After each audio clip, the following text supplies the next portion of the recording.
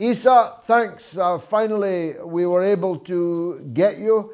England are through quite comfortably, 3-0 up at the moment. France now await them. That's not going to be easy, either for England or for France. But I'm not so interested in the actual football games, though by all means give me your thoughts on that. But I just watched the Netflix documentary on FIFA, and here's my take. If FIFA had not given the World Cup to South Africa, then Russia, then Qatar, they would have saved themselves a hell of a lot of trouble. If they'd given the World Cups to England and America, as was confidently expected and fought for, none of the negativity around FIFA today would be present. That's my take. What's yours? Hey, George, great to see you again. Yeah, absolutely. Look, at the end of the day, the attitude towards FIFA and its previous president, Sepp Blatter, is similar to the attitude that these people have portrayed or displayed towards Qatar, the host of this World Cup, which is that, as far as they seem to be concerned, this is an Anglophone world. Only Anglophone nations exist, only Western nations exist. Everything should be centered around them. They need to realize the World Cup is the World Cup. There's a big world out there. And European and North American populations make up maybe 10% of the world's population, if that. And as a result, they're not the center of everything. And they're not going to get everything. And they're not going to host everything, as much as they'd like to host the World Cup every 4 years. Now, there are people who have said, Qatar has no football pedigree, has no football history. Why is it hosting this World Cup? I'd counter that and say, what football pedigree does Canada have? What football pedigree does the United States have? None. Zero. Zilch. And yet they're hosting the next World Cup. In '94, the US hosted the World Cup. Their football heritage was even less back then.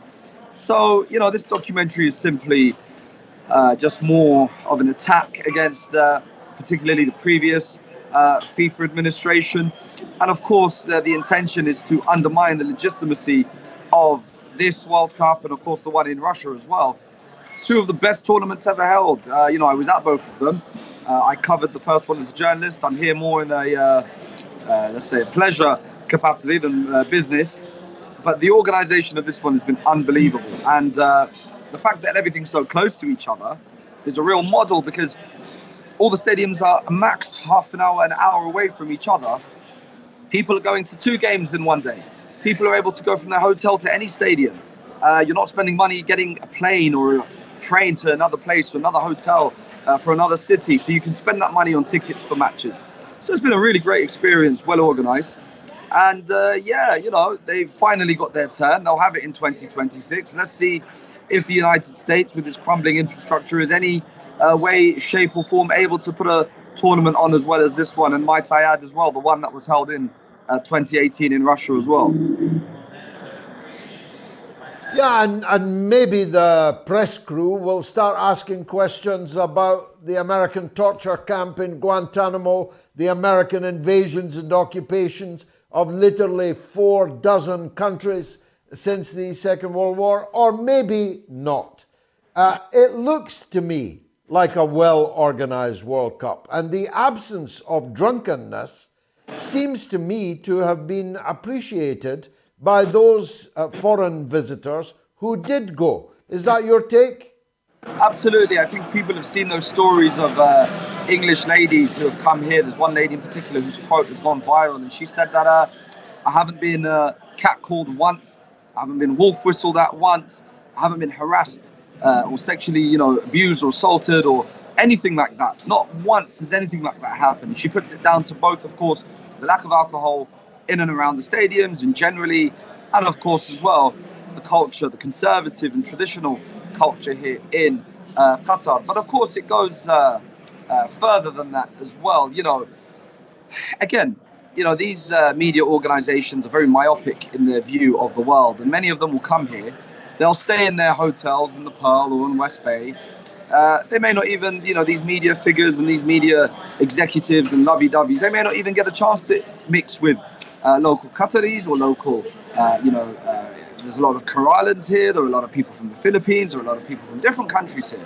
How much interaction are these people actually having? Or are they just all, tucked away in their little ghettos, far away from everyone else, refusing to integrate? We always hear about that term, don't we? They don't want to integrate. They're not learning the language. They're not trying to learn about the local culture. We need to instill Qatari values in them. And maybe, do it at the school level as well. Make sure the kids who are here all know about those as well. But of course, in a serious kind of level, it's, the world's moving on. And the Western world and the North American world needs to understand you're going to be left behind. And especially if you keep treating people who, and nations who, to put it bluntly, have all the world's energy, you're going to treat them in such an arrogant way. You're already sanctioning yourselves with regards to Russia. You're going to be in for a really tough time. So maybe a little more humility, humble yourselves, and start to treat people as on an equal playing field rather than with this, neo-colonial attitude that stubbornly refuses to die.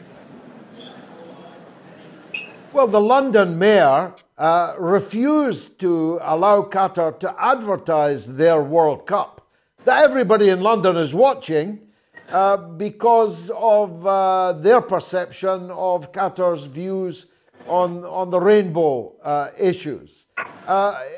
Why should Qatar invest billions in London when their money isn't even allowed to buy a billboard on the underground? Well, absolutely. Look, what does Qatar own? They own some of the most iconic parts of, London's skyline. They own Harrods. They have a number of investments. And I don't know. I don't have that kind of insight. But maybe there are people here who are looking at it and thinking, hang on a second, we've bailed out your national airline. We bailed out British Airways. Next time we just won't. We'll leave you to it. Let's see how well you get on. It's a classic example of shooting themselves in the foot. The Westerners, that is, in particular in England as well, in the United Kingdom.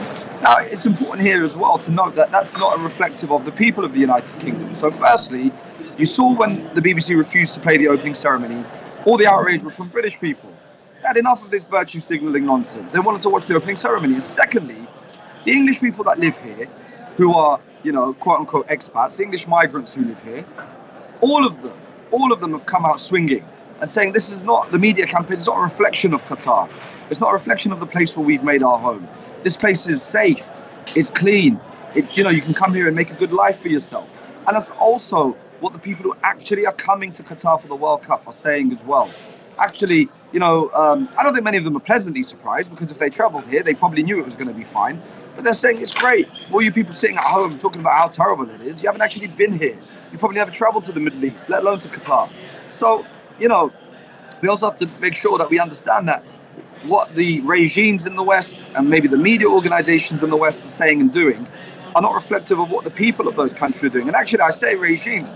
Rishi Sunak came out, I think it was today, and said that this is one of the best organized World Cups. So even he's full of praise for it. So I think these media organizations need to catch up with the pulse of their own people and their own governments and of the people who are actually living and traveling to this part of the world.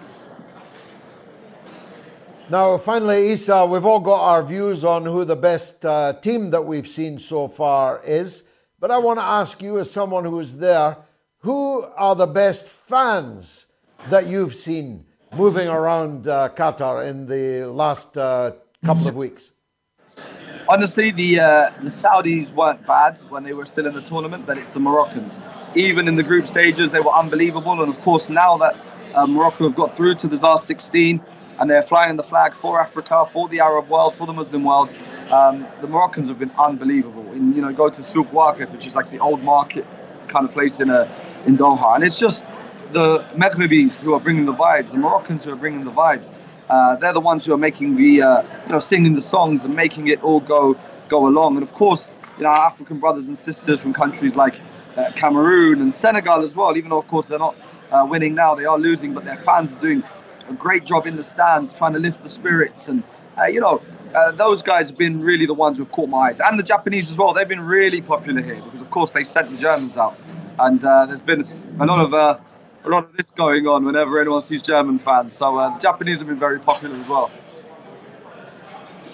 The Germans should have done their talking on the pitch rather than...